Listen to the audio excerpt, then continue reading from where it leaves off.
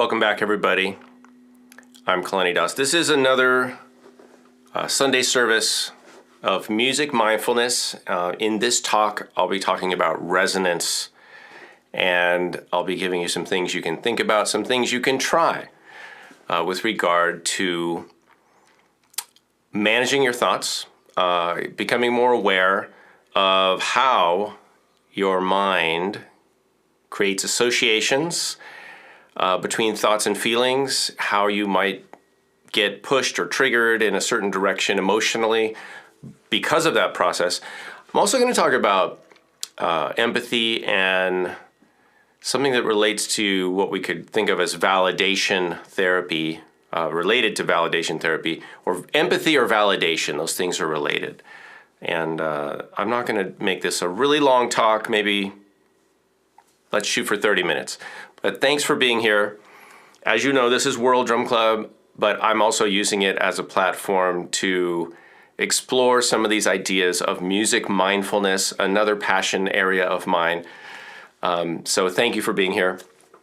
Also, there is a comment section, but I'm not going to be interacting with your comments until later.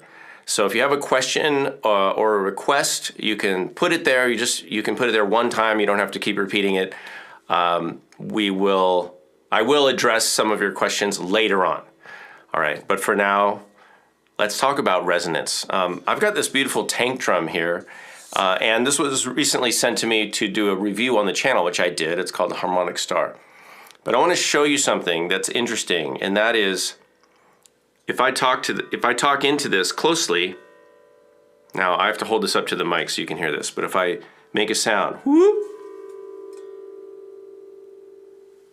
I don't know how well you can hear that, but this entire thing resonates. It's still resonating. And you can try this at home if you've got access to a guitar or a piano. Maybe you have an instrument like this. You can even try this on anything metal, like the bottom of a metal trash can. You can try this. Something thin, something that would pick up different frequencies and resonate with them.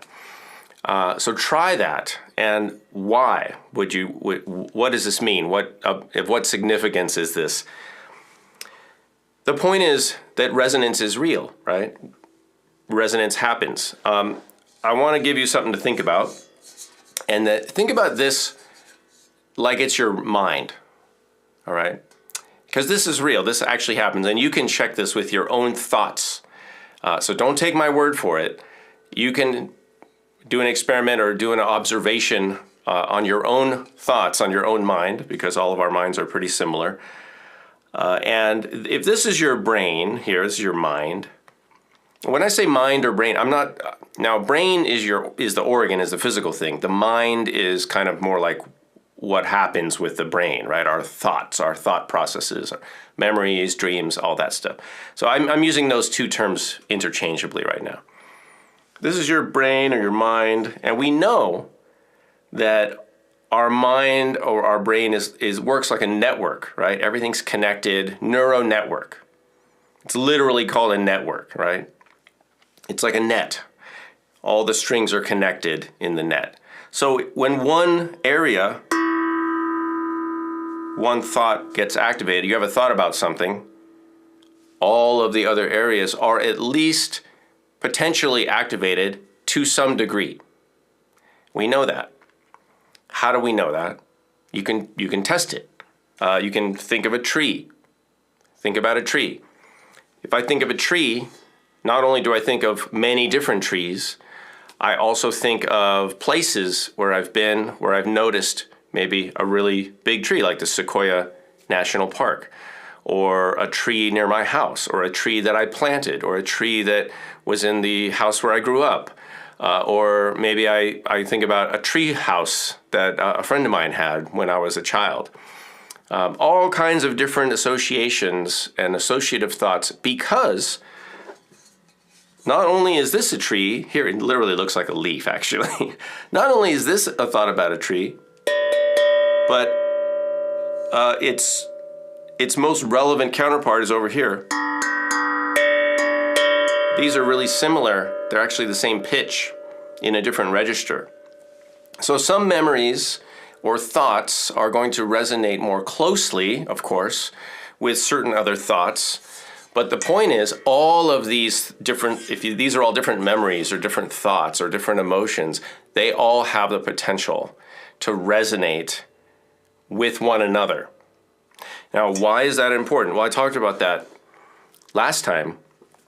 I was talking about how things that are similar, anything that's similar, it could be a thought about a thing, it could be an emotion. So a reaction that you've had, fear or anger, frustration, anything. Because our mind categorizes things and it's looking for patterns and it's looking to make connections.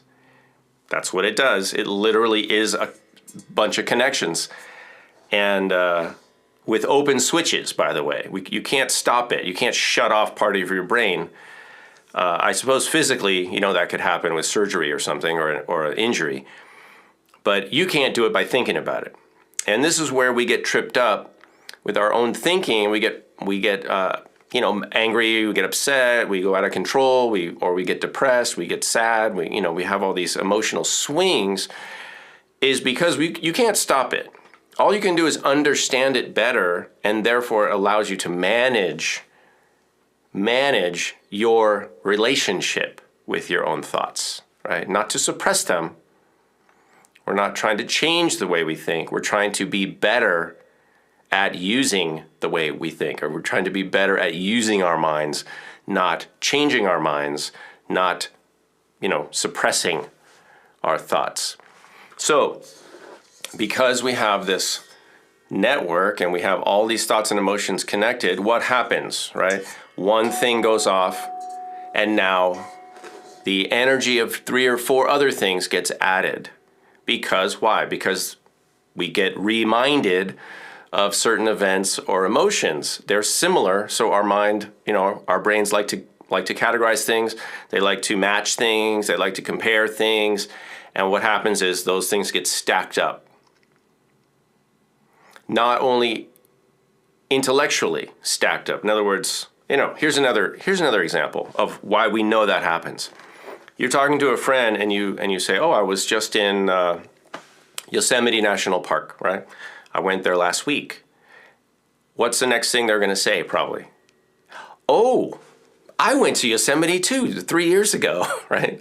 They're going to talk about when they went to Yosemite because you just reminded them of that. Of course, the conversation was about you telling them about your trip to Yosemite, but because we get reminded of things, things jog our memory, then that becomes relevant to us, right? Our own memories become, in fact, more relevant in many cases, much to the chagrin of you if you're talking to that person, because you might be thinking, well, I was just telling you about my trip to Yosemite, which just happened, and now you're talking about your trip to Yosemite, which is fine. I mean, you could do both, but sometimes it gets frustrating when you feel like your conversation or the topic just gets hijacked, right? And now we're talking about something else. So we know that happens, obviously. The point of that is to just observe that when people are presented with an item, like an idea, even an emotion, if you remind somebody of an emotion, they will likely remember and think about and feel things in their life that connect or resonate with that emotion, right? You can observe this in yourself and others. So this is not just a theory or an idea or a thought experiment. You can validate that for yourself, which is what you should do. Again, don't take my word for any of this. But this is what I've noticed. So resonance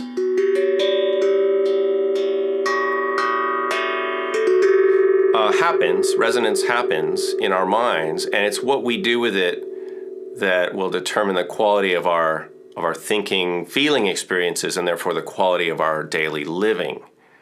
So if we're not able to manage all of the let's like use a musical term, if we're not able to manage the resonance and the harmonics and the dynamics and the harmonies or dissonance of our thinking, we're not going to do well.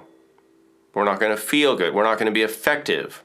We might be frustrated or angry. We might start to point our fingers around at other people or organizations or other things outside of ourselves and start blaming things outside of ourselves for our condition of confusion or frustration.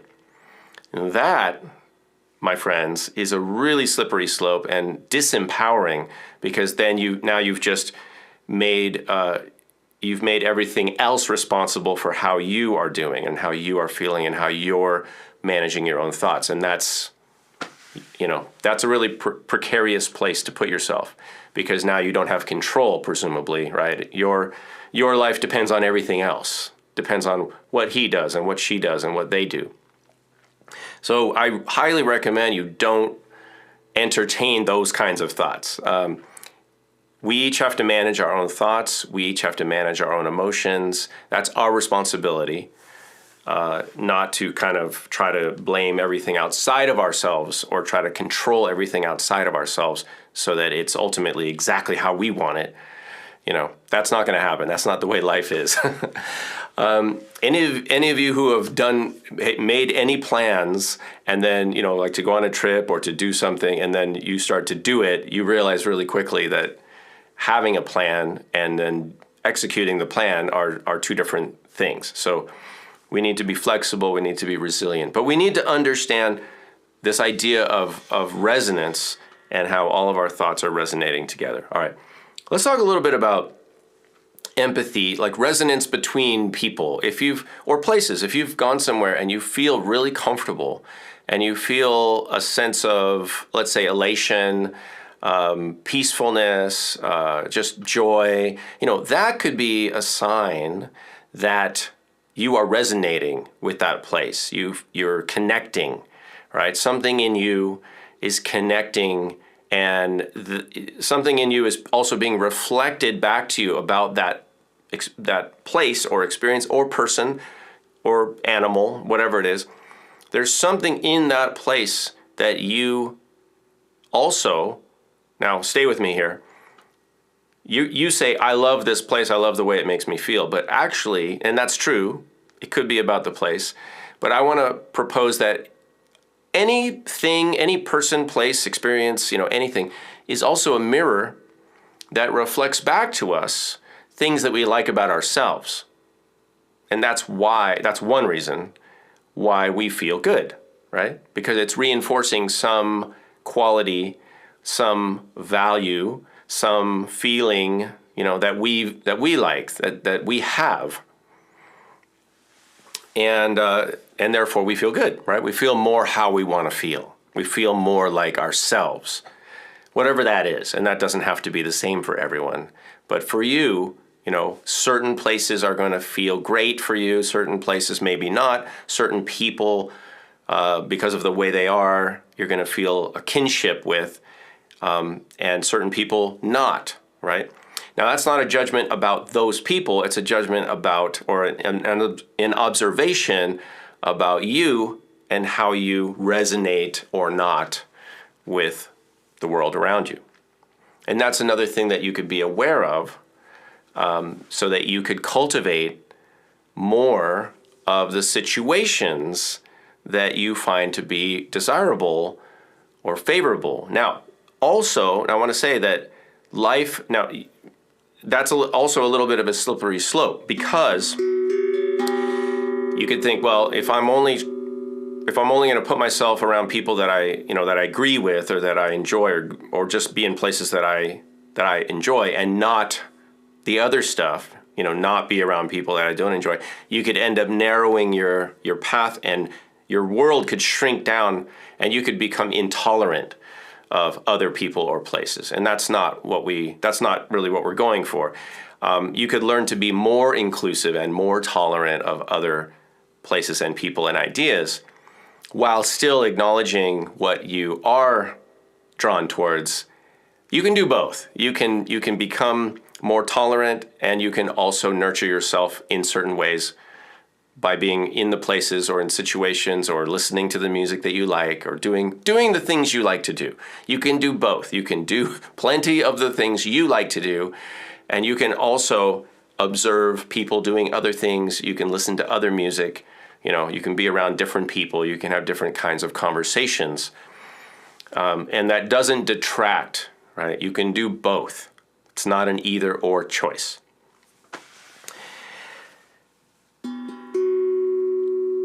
When you, I want to talk about something that relates to what we call the shadow. When you're around somebody or interacting with a person, and this relates to just practical, right? Things that you can try, the praxis of music mindfulness. I said at one point, you have to be careful about recognizing the darkness in somebody else, because what you could be seeing as a dark spot in someone else could be your own shadow. And what do I mean by that? It's just that sometimes we see things in others, and others could be a person or a place, that we see those things that we don't like about ourselves. And so what we do is we don't recognize that as something about ourselves that we don't like, an insecurity, right? A fear. What we do is we see that we are reminded of that quality of ourselves through somebody else. But instead of taking responsibility for that, instead of thinking, oh, but they said that and now I feel upset, but that's about me. What we do, the mistake that we make, the unskillful move that we make with regard to managing our own thoughts is that we blame them. We say, oh, you said that and I got upset, so you're bad. I'm going to blame you. All right. And again, my friends, maybe it seems like there's some logic there because, before you were here, I was okay, and now you got here, and then you said this, and now I'm upset. Therefore, it must be your fault, right? Because before I was okay, and now, since you've been here, now I'm upset, right? There's a little bit of logic to that. But when we do that kind of thing, right, when we blame things outside of ourselves, we just give up all of our control and our power. We basically are saying, I'm just blowing in the wind and I don't have any control over my feelings. I'm not the one making the call here. You are, right? Everything I feel in life is happening to me, and it's not my fault, right? I have nothing to do with it. And it's not about fault, actually. That's the wrong word. It's just, again, getting back to that idea of resonance. If somebody does something or says something that reminds you that, sometimes we call that a trigger, right? We get triggered, we get reminded of things, old memories or emotions come up, and we feel them, and then we think it's them, right? We associate it with them, again, because we associate things. We make associations, so we think, oh, it's you, because now I feel this way. I'm not sure that's the best presumption to make. So just remember, whatever's happening inside you emotionally, whether it's because of a memory or a thought, or somebody else is there and they're saying something or they're doing something, that the experience is yours. And then the question becomes, what can I do to understand that process and help me manage, be skilled in recognizing that process and be skilled in moving forward, however it is that I'm relating with people, right, and myself. What's the story that I'm going to tell about that interaction?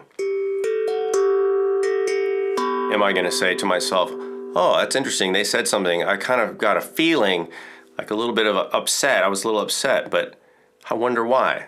What was that about? Was it really about what they said just now, or was it about something that I got reminded of from my past? Is it about a belief that I have? And when they said that thing that they said, maybe it challenged my belief, and I don't like that. I don't like to have my beliefs challenged, and now I feel threatened. But were they threatening me? Really? Or was it just my perception? Those are the questions you have to answer. I can't answer them for you. All I can do is point to the possibility that that could be what's happening. Because why? Because it's all resonating. It's all resonating. What we experience in the world is not what's happening in the world. It's where our attention goes, right? There's so many things happening all the time. Most of it we're not attending to. We're not paying attention to. And to some degree, we pay attention to our internal state.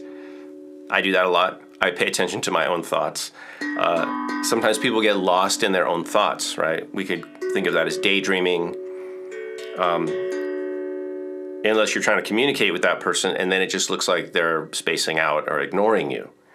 But whether or not we're attending to our internal thoughts, our internal life, or the life outside, our life is made up of what we attend to. It's what we notice. It's what we interact with. It's what we resonate most with.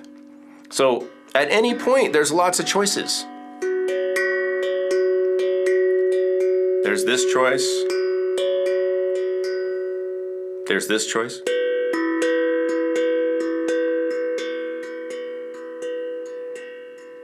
Sometimes things change a little, and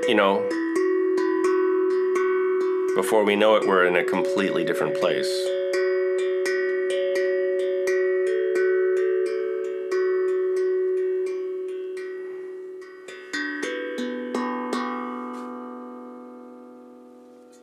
So I'm going to start wrapping up now. Actually, I'm going to check really quick to see if we have any questions that I can answer or any topics.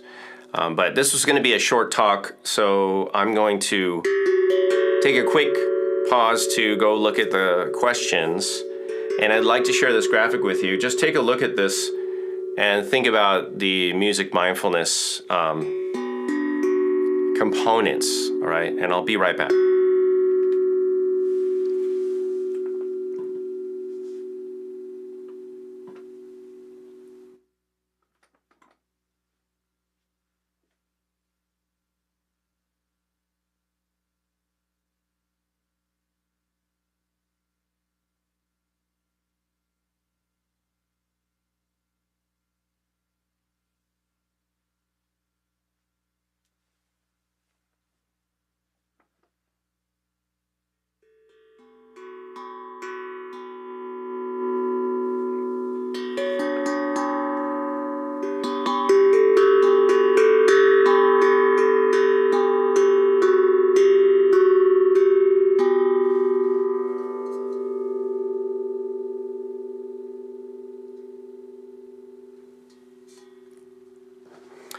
All right, I had one comment from somebody about learning music like the ancient people, or something like that, like learning to do things the way the ancients did them. I want to speak to that for a second. There's this idea that in some circles with some people that people in the past knew a lot more about life and the world than we do now. I don't know if they did or not. I can't really speak to that. What I would say is that everything in the world is available to you now. You know that phrase, there's nothing hidden in the universe? The universe is not trying to hide anything from you. Everything is here. In fact, in another talk on another day, I want to talk about what I call the illusion of place. The illusion of place is just basically about that there's this idea that there's over here and there's over here and there's here and there's me and there's you and there's way over there. I mean, those are all labels that we give parts of the whole thing, but think about this. Let me leave you with this. This is what I think. Everything in the universe, because there's also no in or out or, above and below. It really isn't. Everything in the universe is the universe. All right? You are not in the universe. You are the universe. Everything here is the universe. It's the universe, the one song. Just like all these notes here, are they on the drum? Are they in the drum? They are the drum, right? All connected, all resonating. People talk about vibration, symphony, resonance. That's what we're talking about today. Every string on the piano is the piano. Every voice in the choir is the choir. And every bit of music that has ever been played is the music. It's all the music. It doesn't matter if it's now or then, over here, over there. Everything in the universe is the universe. You are the universe. You have the same spirit or energy or creative essence in you, around you, pushing you out into the world as everything else that moves. The flower, the volcano, the winds, the ocean, everything. There's only one force, this one spirit. And it's just moving everything always, all the time. So, and we also know that really there's only the present, right? Like our friend Eckhart Tolle is fond of reminding us, there's only one time. There has ever only been one time, which is now, which is the present. Just because we can imagine, that the present, that there's a bunch of stuff in the past because we remember things, or that we're moving into the future because we can imagine it. That's a human idea. It's a construct. The reality is that really there's no such thing as daytime, nighttime. Those are not separate times. They're just time. There's just things get light and things get dark. And things get light and things get dark, but it always happens now, right? It always happens at the same time, which is this time, the present time. So, yeah, people have done things before. They've now passed away, but I don't know that they had any more access to any information than we do. I don't know why they would. If anything, we know we have more access to information and more experience now than ever before. And I think the challenge is that we're more susceptible to distraction, and we're more susceptible to having to deal with so much news and information all the time that people in the past didn't have to deal with. The challenges of living in the modern day world, when I say this modern day, in 1,000 years, this is going to be ancient times. But right now, the challenge is really managing a lot of the data and information, and there's so much stuff, as we know, especially online, and that's why I want to do these talks to help us. There's another talk that I do that has to do with the news, and we'll talk about that in the future. Okay, but for today, thanks for stopping by. Thanks for helping explore these ideas of music, mindfulness.